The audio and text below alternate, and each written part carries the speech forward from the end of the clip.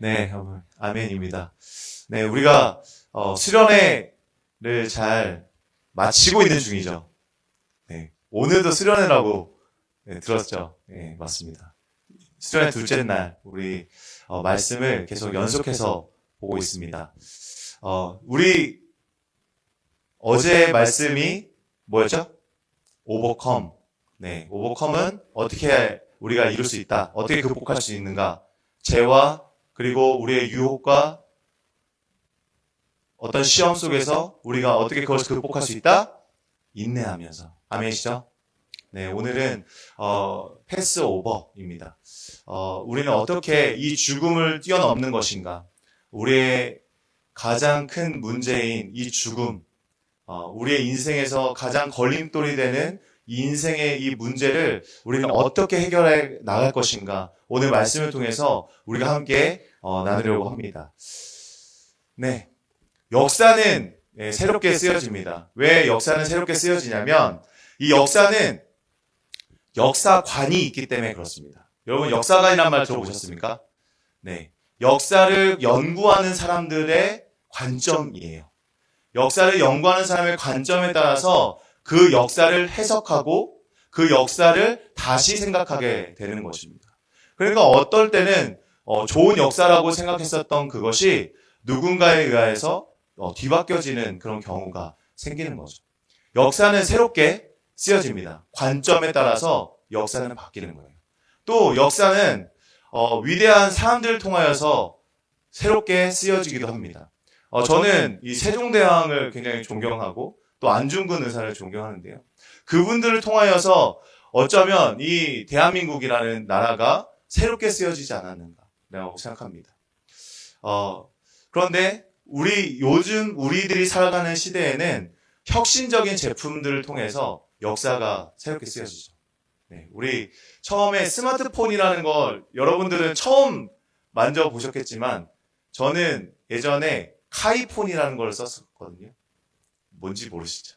네, 카이폰이라고 이렇게 되게 조그만한 핸드폰, 이만한 핸드폰을 가지고서 썼었어요. 그게 굉장히 혁신적이었습니다. 왜냐하면 그 전에는 벽돌을 들고 다녔거든요. 그래서 이렇게 조그만한 핸드폰이 너무나 혁신적이었는데 지금 어떻습니까? 아이폰이 나오고 나서는 이 무궁무진한 세상, 이것으로 결제가 되고 뭐 다양한 교육 방식도 바뀌게 되고 여러 가지 역사가 새롭게 쓰여지고 있다는 것을 배웁니다. 역사는 그렇게 변화가 이루어지고 있는 거예요. 관점에 따라서 누군가의 어떤 헌신과 희생을 통해서 그리고 어떤 신제품들을 통해서 역사가 새롭게 쓰여지고 있더라. 그런데 이 역사, 이 시간은요 멈추기도 해요. 전쟁, 어떠한 어려움과 고난 속에서 시간이 멈춰진 것 같은 그러한 느낌, 그러한 상황들을 우리가 만나게 되는 겁니다.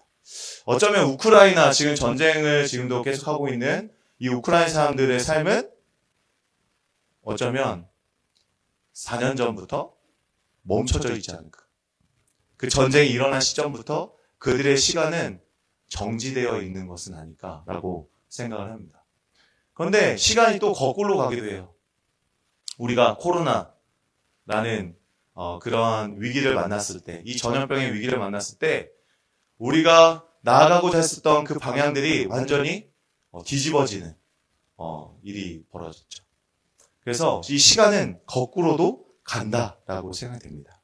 그런데요, 중요한 것이 있습니다. 뭐냐면 따라해볼까요? 하나님의 시간은 멈추지 않는다. 네, 아멘이십니까? 하나님의 구원의 시간은 뒤로도 안 가고요. 뒤집어지지도 않고요. 멈추지 않고 계속해서 그 뜻을 이뤄 나갑니다. 마치 국방부의 시간이 흘러가는 것처럼. 이거는 하지 말 걸 그랬네. 네, 하나님의 시간은 멈추지 않는다. 지금 뭐 이해 못하는 분들 많고 이게 뭐야, 뭔 소리야, 아저씨야, 뭐 이렇게. 죄송합니다. 하나님의 시간은 멈추지 않아요. 하나님께서는 이스라엘 민족들을 구원하시겠다고 그 마음속에 작정하시고 그 마음속에 두시고 그 일을 행하셨습니다. 그리고 그들에게 이제 그들의 시간을 다시 돌아가게끔 만드셨어요. 믿으십니까? 이전에 있었던 그들의 역사는 멈춰져 있었어요. 어떻게 멈춰져 있냐면 노예라는 생활. 노예로서 그들의 인생은 없는 거예요. 여러분, 노예가 인생이 있습니까? 없어요. 그들의 시계는 멈춰져 있었어요. 어쩌면 그들은 야곱이 가지고 있었던 그 부유함과 그리고 요셉을 통하여서 얻게 되었었던 많은 부유함 속에 있었던 그들은 뒤로 후퇴되겠죠. 요셉을 모르는 왕이 이제 정권을 잡으면서 이집트의 모든 판세가 바뀌었습니다. 그러한 것으로 인해서 그들의 역사의 시간은 뒤로 가게 된 거죠. 또 그들은 노예로 살면서, 평생 노예로 살면서 그들의 시간은 멈춰져 있는 거예요. 그런데 하나님의 구원의 역사가 그들의 시계를 돌리기 시작했다는 겁니다. 믿으십니까? 네. 이것처럼 오늘 우리의 시계, 우리의 시간도 주님이 새롭게 바꿔주신 줄 믿으시기 바랍니다. 저는 그런 믿음이 있어요. 우리의 인생의 시간을 주님께서는 영생으로 바꿔주시고 그 시계가 멈춰지지 않게 하여 주시는 주님의 은혜가 오늘 우리 가운데 있길 소망합니다. 아멘. 그 시계는 배터리가 필요가 없는 거죠.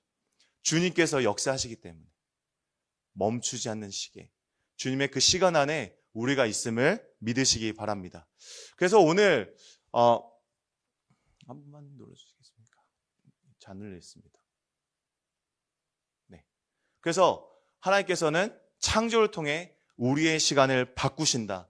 이 관점을 가지고 오늘 함께 말씀을 보도록 하겠습니다. 오늘 4가지의 키워드를 가지고 볼 건데요. 처음에는 구원의 과정, 그리고 떠남, 희생, 부활하신 주님이라는 이 4가지 키워드를 가지고 우리가 함께 말씀을 보도록 하겠습니다.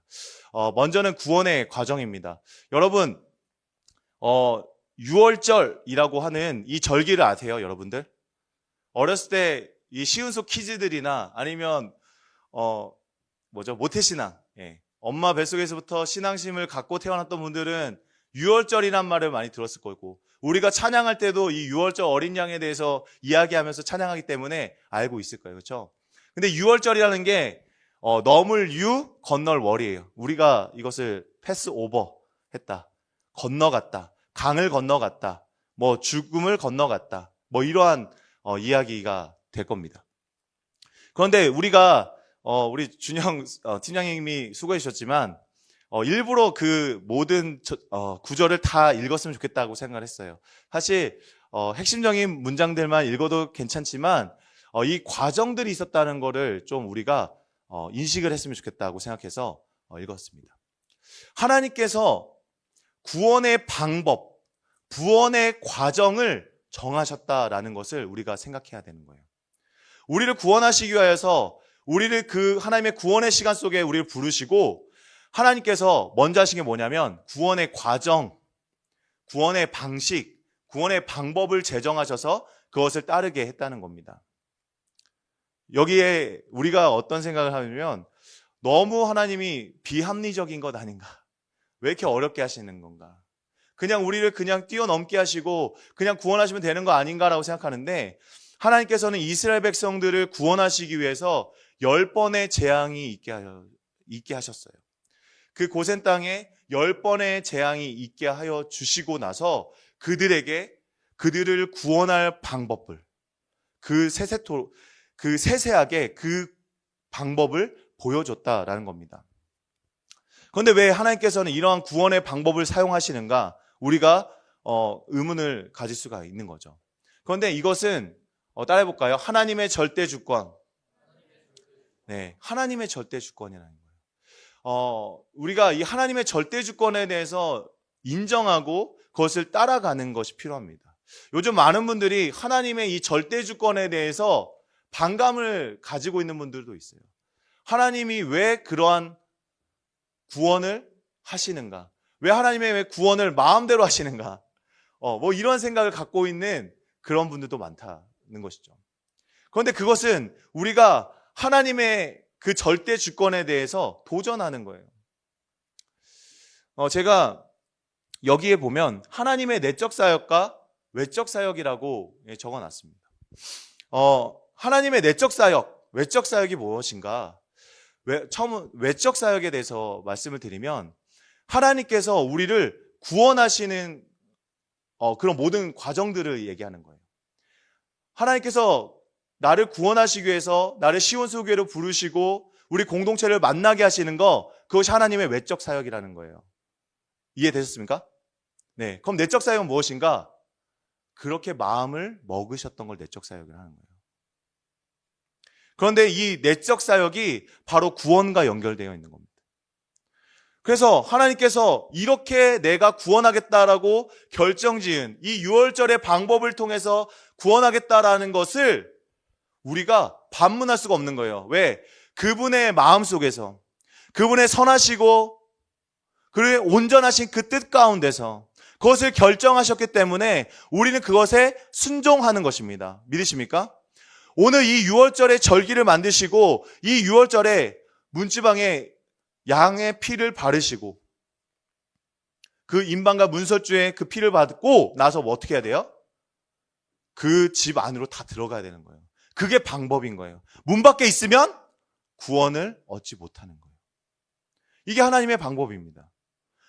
여러분, 이것에 대해서 우리는 의문을 갖는 것이 아니라 이 방법이구나라고 생각하는 거예요. 여러분, 회사 생활을 하다 보면은 깨닫게 됩니다. 저는요, 이게 평사원으로 있어, 지금. 그런데 팀장님의 방법이 이해가 안 가. 공감하십니다. 끄덕거리는 분 몇 명 있어요. 근데 더 대박은 부장님 거는 더 이해가 안 가는 거야. 더 끄덕이. 근데 더 대박은 사장님 거는 더 이해가 안 가. 나로서는 이해가 못 하는 거예요. 나의 관점으로서는 이해가 안 되는 거야. 근데 그분들의 그분들이 입장에서는 그것이 맞다. 그렇다면 우린 그것에 따라가는 게 맞다는 거죠. 물론 어떤 의문을 가질 수 있지만 우리가 하나님의 구원의 그 계획만큼은 우리는 의문을 가질 수 없다. 마찬가지로 이 유월절을 제정하시고 그것을 통하여서 이스라엘을 구원하시겠다고 하신 하나님은 예수 그리스도를 통하여서 그분의 십자가를 믿는 자마다, 그분의 이름을 부르는 자마다 구원을 얻게 하신다는 그 방법이 완전한 방법임을 믿으시기 바랍니다. 아멘이십니까? 그 방법 외에는, 그 이름 외에는 다른 방법이 없어요. 이것은 하나님의 이 내적 사역에서 이미 그렇게 예정하시고 그렇게 정하시고 그렇게 삼위일체 하나님,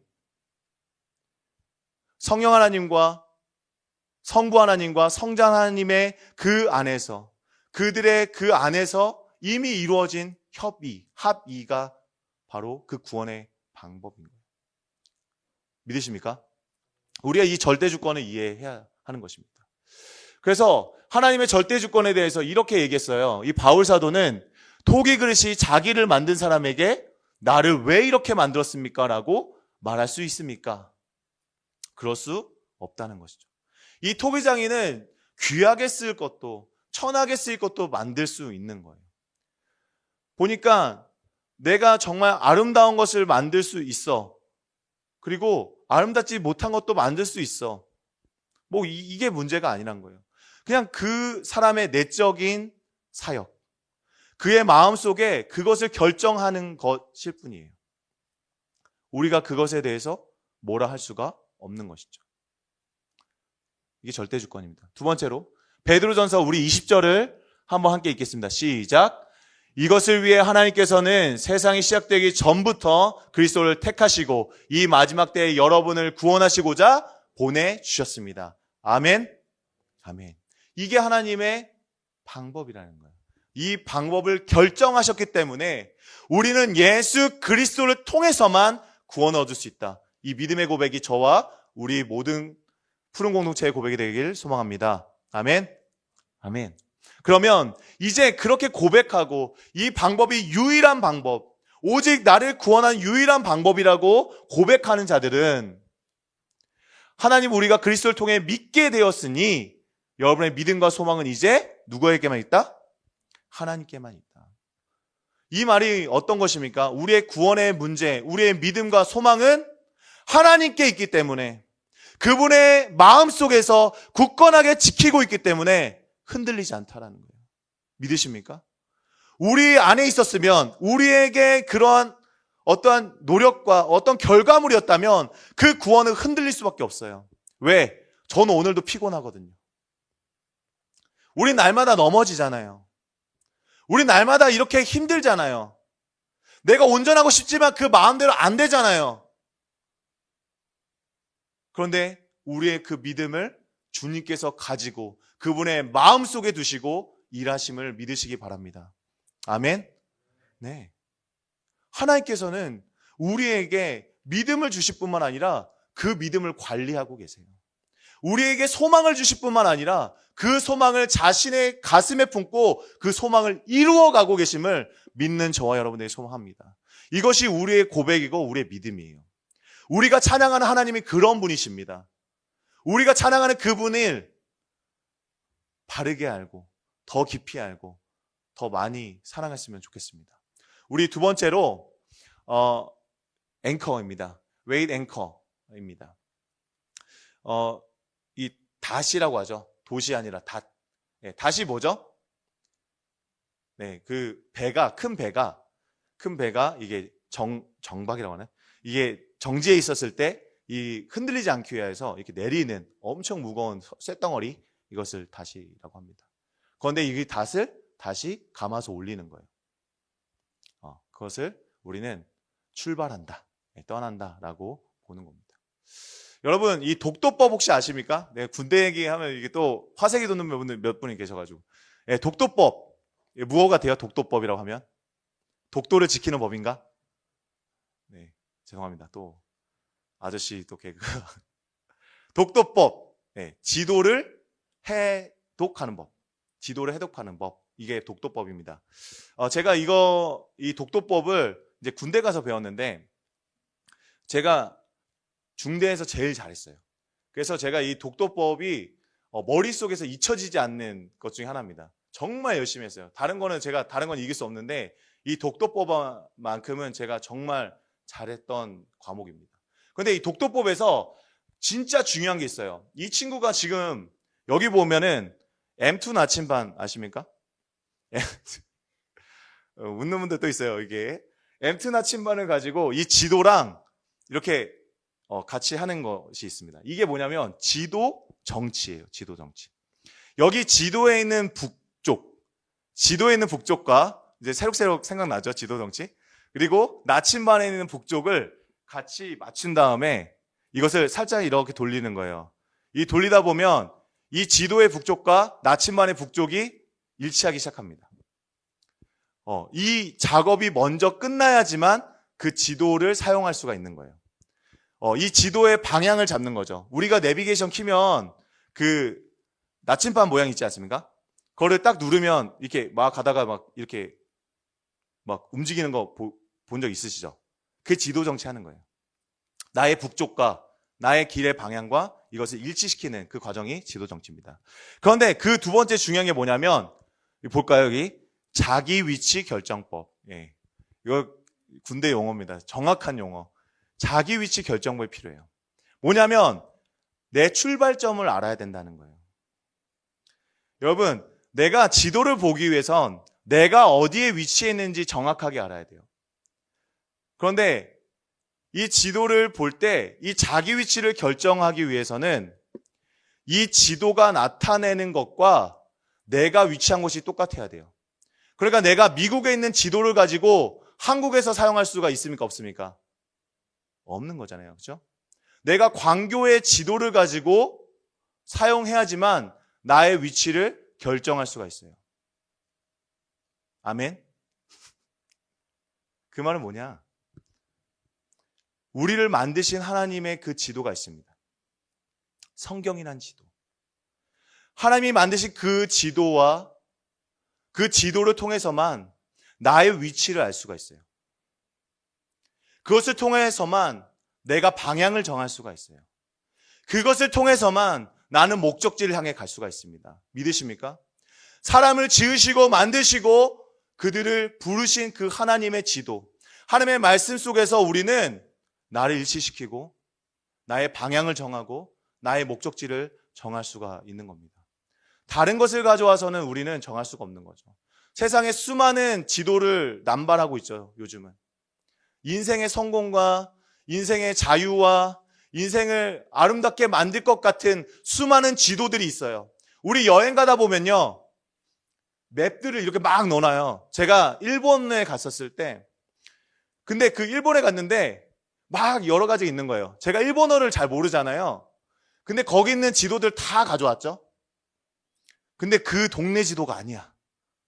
오사카 게 아니야. 오키나와 거야. 이래버리면 아무런 의미가 없는 거예요. 그런데 오늘날 우리들은 다양한 그 지도를 가지고 인생의 해답을 찾고 인생의 방향을 찾으려고 간다는 거죠. 이스라엘 백성들은 그들을 만드시고 부르시고 다시 세우실 그 하나님의 말씀 속에서 그들이 가야 할 방향을 정했습니다. 믿으십니까? 모세를 통하여서 그들을 부르시고 그들에게 말씀을 주시고 그들이 나아가야 될 젖과 꿀이 흐르는 땅으로 그들을 부르셨다는 거예요. 마찬가지로 우리를 교회로 부르신 주님께서는 우리에게 말씀을 주시고 그 말씀을 따라서 우리의 목적지와 우리가 나아갈 바를 알게 하여 주심을 믿으시기 바랍니다. 우리가 그 나침반은 저는 하나님의 말씀과 성령의 역사하심이라고 믿어요.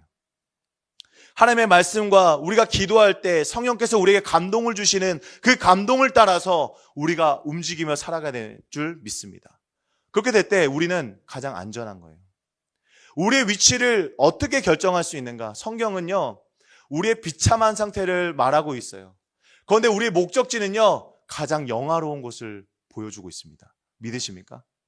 우리는 그곳을 향해 나가는 거예요. 이 세상의 잠깐의 기쁨과 즐거움이 아니라 영원한, 영속적인, 끝이 없는 그 하나님의 그 영원한 그 시계 가운데, 그 시간 가운데 우리가 있는 줄 믿으시기 바랍니다. 이것이 우리의 고백이 돼야 돼요. 그래서 우리 구원이라는 것은 떠나는 겁니다. 우리가 하나님의 말씀으로 성령의 내주하심으로 역사하심으로 우리가 나의 위치를 결정하고 나의 목적지를 결정했다면 이제 떠나는 거예요. 이스라엘 백성들이 목적지가 정해지니까 어떻게 됐습니까? 그들은 떠난 거죠. 그들이 가야 할 길을 건너가게 된 것입니다. 저는 이런 생각을 해봤습니다. 우리가 주님 안에서 믿음 안에서 우리가 구원을 받고 그 구원을 두렵고 떨림으로 이뤄가는 것이 무엇인가? 어쩌면 우리는 이 떠남 속에서 두려움이 있는 거죠. 왜? 익숙하니까, 편안하니까, 이것이 나에게 만족을 주었고 이것이 나에게 구원이라고 생각했었으니까, 이것이 나를 기쁘게 했었던 것이니까 난 여기서 떠나는 게 두려운 거예요. 그런데 우리 믿음의 눈으로 봅시다. 우리를 만드신 하나님께서 주신 그 지도, 성령의 역사하심의 그 나침반, 우리가 나아갈 그 목적지를 분명하게 알고 주님과 함께 나아가는 저와 여러분 되길 소망합니다. 그래서 이 떠남은요, 거함이에요. 거함. 어디에 거하는가? 주님 안에 거하는 거예요. 왜? 우리는 날마다 주님과 동행하기 때문에 그렇습니다. 우리는 닻을 올리고요, 주님께서는 선장이 되셔서 우리의 인생의 항해를 시작하여 주십니다. 그래서 우리는 그 배 안에, 주님의 구원의 안에 우린 거해야 돼요. 그 배에서 점프 뛰면 어떻게 돼요? 상어밥 되는 거예요. 문어밥 되는 거예요. 대왕 오징어한테 잡히는 거예요. 우리 맨날 셋째가 맨날 대왕 오징어 얘기하는데 먹고 싶다고. 그냥 우린 점프하면 그냥 다 죽는 거예요. 진짜 엄청 커요. 대왕 오징어 보셨어요? 5m짜리? 엄청 큽니다. 그걸 다 먹고 싶대요. 근데 우리는 거해야 되는 거예요. 거해야 되는 거예요. 우리는 이 안에, 하나님의 그 항해 안에 가장 안전하고 가장 완벽한 그 항해 안에 거해야 되는 줄 믿으시기 바랍니다. 그래서 이 어거스틴 분은 이렇게 얘기했어요. 읽어볼까요? 시작. 하나님은 우리가 하나님을 떠나지 않도록 역사하신다. 아멘. 네, 이것입니다. 우리가 예수 안에 거합니다. 그분의 사랑 안에 거합니다. 그분은 우리의 포도나무가 되시고 우린 그분의 가지가 됩니다. 우리는 그분과 떨어질 수가 없어요. 왜? 내 안에, 주 안에 우리가 이미 예수 그리스도 안에서 연합하였기 때문에 그렇습니다. 그 연합은 어떤 것으로도 끊을 수가 없는 거예요. 그분의 그 사랑 안에서 우리를 끊을 수 있는 것이 이 세상에 존재하는 게 하나도 없습니다. 절대 못 끊어요. 장미칼도 안 돼요. 오직 하나님의 사랑 안에서 끊을 수 있는 것은 없습니다. 이제 희생입니다. 약간 이거는 네, 한번 보겠습니다.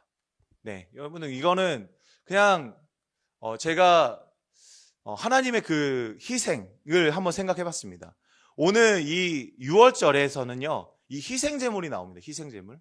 어쨌든 이 장자를 대신해서 죽어야 되는 그 희생제물이 있습니다. 이 희생제물은요, 그 집안의 식구뿐만 아니라 그 이웃들까지도 다 구원하여 주는 그런 능력을 갖고 있는 희생제물이었어요. 근데 이 희생이 무엇인가? 우리가 사실 오늘날은요, 희생이라는 말을 싫어해요. 이 희생이라는 말을 별로 그렇게 가치 있지 않게 여겨요. 사실 희생하면 호구로 봐요. 아닌가요? 저만 그렇게 봤나요? 아니잖아요. 많은 사람들이 지는 것과 그리고 내가 양보하는 것에 대해서 되게 인색한 이 시대 속에서 희생이 무엇인가 한번 우리가 좀 정리를 해보면 좋겠다라고 생각하다 보니까 여기까지 흘러왔어요. 구원은 희생이다. 희생은 사랑이다. 그래서 저는 여기에 좀 추가를 해서 이 청년들이 또 좀 얘기하고 싶은 것도 있어서 그렇습니다. 여러분, 스킨십은 사랑이다 아니다? 네, 부부돼서 살아보세요. 이 스킨십이 가족끼리 하는 거 아니다. 뭐 이렇게 얘기하지 않습니까? 네, 그렇습니다. 스킨십은 사랑이 아니에요. 네, 스킨십 사랑이 아니다. 뭐다? 여기 보면 도구다, 도구. 네, 저는 그렇게 생각합니다. 스킨십이라는 건 사랑을 표현하는 도구예요. 그렇죠? 사랑을 표현하는 도구. 이 도구를 잘 사용해야겠죠. 네, 도구를 잘 사용해야 돼요. 도구를 잘 사용하고 도구를 잘 아껴야겠죠. 오래오래 사용할 수 있게. 그렇죠? 그런데 사실 이 스킨십이라는 거는 성욕구라고 저는 봐요. 거의. 욕구. 네. 그래서 왜 나는 이런 결론에 이르렀는가? 뭐 제가 사랑을 못 해보고 막 이래서가 아니라 제가 어떤 내린 결론들이기 때문에 그렇습니다. 제가요 5,000원짜리 외식을 해본 적이 있습니다. 여러분 5,000원짜리 외식이라고 하면 네, 어렸을 때 저희 어머니가 사주셨던 건데 저희 아버지가 한 3년 정도 부재하셨어요. 그러니까 그 조금 문제가 있으셔가지고 집에를 못 들어오신 적이 있었습니다. 그래서 그때 뭐 수입도 없고 뭐 이러니까 어머니가 계속해서 이게 어쨌든 열심히 저희 형과 저를 위해서 노력을 하셨어요. 그런데 어느 날 어머니가 우리 외식을 한번 해보자라고 하는 거예요. 그런데 그 지갑에 5,000원짜리만 있었어요. 그러니까 엄마가 뭐 먹고 싶니 하는데 뭐 떡꼬치가 먹고 싶어요 이렇게 하고 간 거죠. 근데 그 떡꼬치가 저 당시에는 100원이었거든요. 네. 그러니까 50개나 먹을 수 있는. 네. 근데 한 30개 먹은 것 같아요. 엄청 많이 먹었어요. 거기서 먹고 그리고 그 2,000원을 거슬러 왔었던 적이 있는데 어머니 이렇게 얘기하셨어요. 나는 떡꼬치를 싫어해. 어머니는 떡꼬치를 싫어하셨어요. 그 말이 왜? 그 말이 저한테는요 사랑처럼 느껴져요. 지금 돌아보면 어머니가 안 먹고 형이랑 제가 먹는 거를 보고 계신 거예요. 그리고 사장님도 우리를 보고 있지. 왜 이렇게 잘 먹으니까. 근데 저는 엄마를 생각했었을 때 이 떡꼬치와 함께 엄마의 사랑을 생각하게 되는 거예요. 희생이죠. 그래서 사랑은 이 희생 없이는 사랑을 얘기할 수가 없어요. 진실이에요, 이거는. 만약에 내가 누군가를 사랑한다고 했었을 때 이 사람 위해서 나의 것을 희생할 수 있으면 그 사랑은 진짜예요. 나의 물질과 나의 시간과 나의 모든 것을 희생할 수 있다. 그게 사랑이에요. 제가 이 말씀을 준비했기 때문에 여러 고민이 들었어요. 여러 고민이 들었어요. 이거는 뭐 다른 문제도 있겠지만 청년부가 이 예배를 준비하고 이 수련을 준비하는데 내가 뭘 희생했나? 이들은 이렇게 나와가지고 뭐 새벽 몇 시까지 예배를 준비하고 기도하고 있는데 난 도대체 뭘 희생했나? 내가 이들을 사랑한다고 얘기하면서 뭘 하고 있는 건가? 반성했습니다. 그리고 이 청년부 임원단들과 그리고 이 찬양팀들이 이 희생함을 통하여서 이 공동체와 하나님을 사랑하고 있다는 것을 전 증명했다고 믿어요. 이 수련의 가운데 하나님이 기뻐 받으실 그 예배는 이들의 희생 속에서 있던 거라고 믿습니다. 사랑은 여기 있습니다. 우리 함께 읽겠습니다. 시작. 사랑은 여기 있으니 우리가 하나님을 사랑한 것이 아니요 하나님이 우리를 사랑하사 우리 죄를 속하기 위하여 화목제물로 그 아들을 보내셨습니다. 아멘. 이것은 평생 여러분들이 외워야 될 요절입니다. 마음속에 간직해야 되는 요절이에요. 하나님은 우리를 사랑하셨습니다. 사랑이 여기 있습니다. 십자가에 달린 예수가 그 사랑의 증거입니다. 이게 사랑입니다. 그 아들이 희생했던 그것이 사랑입니다. 라고 분명하게 보여주고 있어요. 성경은 우리에게 우리의 기쁨과 만족을 주는 것이 사랑이라고 얘기하지 않습니다. 성경은 우리에게 자신의 전부를 내어줄 수 있는 것, 자신의 일부분을 나눠서가 아니라 자신의 전부인 것을 전부로 드리는 그것을 사랑이라고 얘기했어요. 그래서 우리로서는 할 수 없어요. 그래서 이 소망을 두고 하나님께 나아갔을 때 하나님은 그 마음속에 그 소망을 두시고 우리 안에서 사랑을 이루실 줄 믿습니다. 아멘. 그 말씀을 의지하면서 우리가 그 사랑 안에서 그 사랑을 온전히 세워갈 수 있는 저와 여러분 되었으면 좋겠습니다. 우리 마지막으로 Son of God, 부활하신 주님입니다. 우리 공동체 안에도 Son of God이 있다고 들었습니다. 우리 태운 Son of God. 이단 아니고요. 그런 거 아니고요. 뭐 군대를 좀 빼면 이렇게 그렇죠.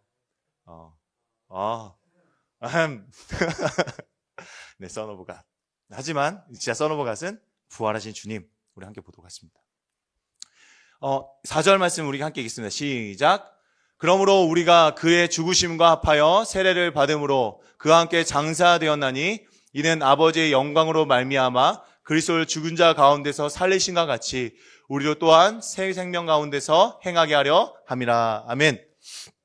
네, 오늘 말씀은 이 6월절은요 단순히 나를 대신해서 이 양이 죽은 그 날만을 얘기하는 게 아닙니다. 이것은 우리에게 모형과 같아요. 예수님께서 이루실 구원의 모형과 같다.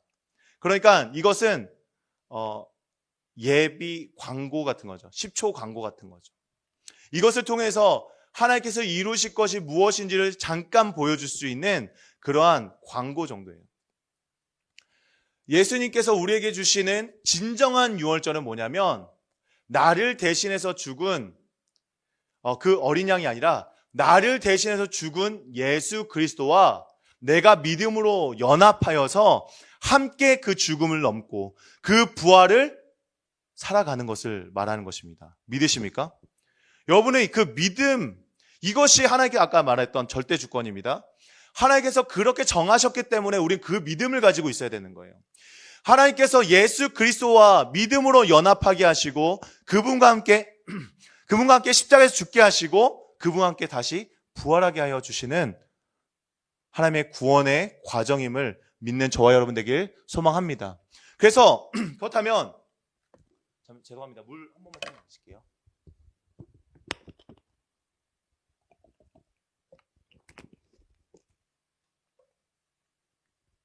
네. 그렇다면 우리는 예수 그리스도 안에서 우리가 이렇게 얘기할 수 있어요. 목사님, 저는 아직 거룩하지가 않아요. 목사님, 저는 아직 선을 행할 능력이 없습니다. 나는 그렇게 살 수가 없는 사람인 것 같습니다. 맞습니다. 맞아요. 우리는 그렇게 할 수가 없어요. 사실 우리는 어떤 상태냐면요, 이 문설주에 이 피가 발라진 것과 비슷해요. 문설주와 그 임방에 피가 발라져 있는 상태처럼 사실 우리는 지금 어떤 상태냐면 예수 그리스도의 보혈로 덮여 있는 상태인 거예요. 무슨 말인지 알 것 같아요, 여러분? 예수 그리스도의 십자가의 보혈이 지금 나를 덮고 있는 거예요. 예수 그리스도의 의의 옷을 잠깐 빌려 입고 있는 거예요. 그러니까 지금 내 내면은 어때요? 그 안에 들어있는 사람은 어때요? 아직 변화가 없는 거죠. 6월절에 그 집안에 있었던 사람들이 경건했습니까? 깨끗했습니까? 정결했습니까? 정직했습니까? 아니에요. 그냥 그 안에 거했을 뿐이에요. 그런데 성경은 우리에게 약속합니다. 예수 그리스도 안에 거하는 자마다 그는 새로운 피조물이 되는 것입니다. 믿으십니까? 그 과정일 뿐인 거예요. 여러분들 지금 낙심하거나 좌절하지 않아야 되는 것은 우리를 위하여 싸우시고 이기시고 극복하신 분과 함께하기 때문에 그래요. 우리 7절 한번 읽겠습니다. 시작. 여러분은 새 반죽이 되기 위해 묵은 누구를 없애버리셔야 합니다. 6월절 어린 양이신 그리스도께서 죽으셨으므로 사실 여러분은 누룩이 들어있지 않은 새 반죽이 되었습니다. 아멘. 예수 그리스도께서 우리를 새 반죽이 되게 하기 위해서 우리를 부르셨습니다. 이 말씀은 무엇일까요? 누룩이 없는 빵은 뭐라 부르죠? 무교병. 그죠? 예수님은 자신의 몸을 찢어서 사람들에게 나눠주셨습니다. 맞습니까? 맞아요? 저만 알고 있었어요? 아니죠? 예수님은 자신의 피를 다 흘려서 모든 사람들에게 주셨습니다. 마찬가지로 우리를 그 일을 하기 위해서 부르셨어요. 아직 나는 연약합니다. 부족합니다. 아직 경건하지 못합니다. 전 할 수 없을 것 같습니다. 하지만 예수 그리스도 안에서 여러분들은 이미 새 반죽입니다. 여러분들은 주님 안에서 아름다운 무교병이 될 것이고 예수님의 몸을 찢겨 주셨던 것처럼 여러분의 삶을 나눠줄 수 있는 그러한 존재로 부르셨음을 믿으시기 바랍니다. 이것이 하나님 안에서의 뜻이에요. 이것이 진정한 6월절의 의미입니다. 그래서 우리는요, 날마다 6월절을 경험해야 하는 거예요. 날마다 예수 그리스도께서 부활한 삶을 살아가야 하는 것입니다. 저는 날마다 일어날 때마다 나에게 생명 주신 주님의 은혜에 감동합니다. 오늘도 나는 주님과 함께 6월절 했구나. 나는 오늘도 죽음을 뛰어넘고 오늘 새로운 삶을 살고 있구나. 그런 믿음이 여러분과 저의 믿음이 되길 원합니다. 나는 그러면 어떻게 살아야 됩니까, 주님? 나는 무교병으로 살아야지. 주님께서 나를 새 반죽으로 만드셨다니까 나는 내 반죽을 무교병으로 구워서 남들에게 생명을 줄 수 있는 그런 삶이 되어야지. 그런 결단과 믿음을 갖는 푸른 공동체 되기를 간절히 소망합니다. 아멘. 네, 우리 결단하면서 나아갔으면 좋겠습니다.